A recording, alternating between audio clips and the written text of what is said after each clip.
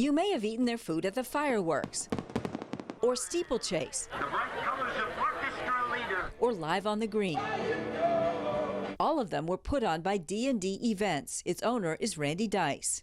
D&D also feeds the homeless housed at the Fairgrounds Expo Center. The shelter was set up to prevent the spread of COVID among the homeless. News 4 Investigates has found that D&D is billing the taxpayers some $28,000 a week to prepare food for the homeless, and that's labor only. And check on these rates. This is the November invoice. D&D billed the city for work done by 14 managers and warehouse managers at a rate of $30 an hour. Another 28 workers were billed to the city at a rate of $25 an hour. On some days, half of the people working are billed as managers. I shared my findings with Mayor John Cooper. Are we going to go ask a whole lot of questions, read the contract, and see what's going on? Yes. All of this is CARES Act money. That's confirmed by the Metro Finance Department.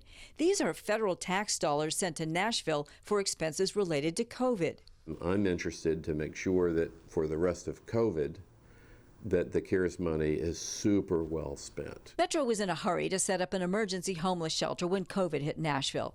8 months later, is it time for a second look? Check this out. Compare the number of staff to the number of people at the shelter. Some days there's one food service worker for every 3.8 shelter residents. Randy Dyce is the owner of D&D. I asked why they need so many staff. It's whatever the shelter needed. Help me understand that. I'm trying to understand. What do you mean, whatever the shelter needed? We supply what the shelter needs. That's it. He said Metro Social Services gives them direction on staffing. The head of Metro Social Services, Renee Pratt, said not to her knowledge. She assumed the number of food service staff is based on the population. But it's not. We charted both. There is no correlation.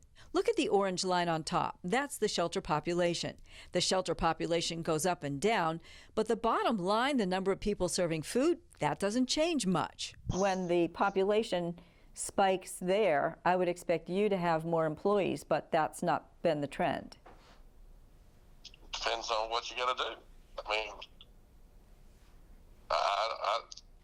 you're not even being asking a logical question. And here's something else. Dyce recently boosted his rates by 66%, increasing his charge for managers from $18 in May to $30 an hour in November. Why $30 an hour? That's the rate that we charge. Who approves that? Who approved that rate? I can't answer that. Here's what the Metro Finance Office shows. The invoices are approved by Laura Womack, Executive Director at the Fairgrounds. And here's something else interesting. D&D's cooking staff doesn't go up when the shelter population goes up, but D&D has billed the city for more staff at the shelter every time there's a race at the racetrack. Dyce also runs the racetrack concessions and tickets. We showed our numbers to the mayor. Every single time. Yeah. Yeah. Okay. Okay, it's a legitimate concern, and we'll try to provide answers. So, all right, well, this is why I'm grateful to journalism. Dyce could not explain why he scheduled more people to work at the shelter on racing weekends, saying the two staffs are different. Are any of the people that you're billing to Metro actually working at the racetrack? No, two separate entities. How many times do I have to tell you this? I also found an invoice showing that a D&D expense related to the racetrack was billed to the CARES Act fund. Take a look at this invoice. It's for a piece of rental equipment for the racetrack. You can see it's marked here for the September 12th race. You also see this handwritten note to charge it to the main COVID fund. The executive director of the fairground says that rented piece of equipment, it really was for the fairground shelter. It was just mislabeled on the invoice.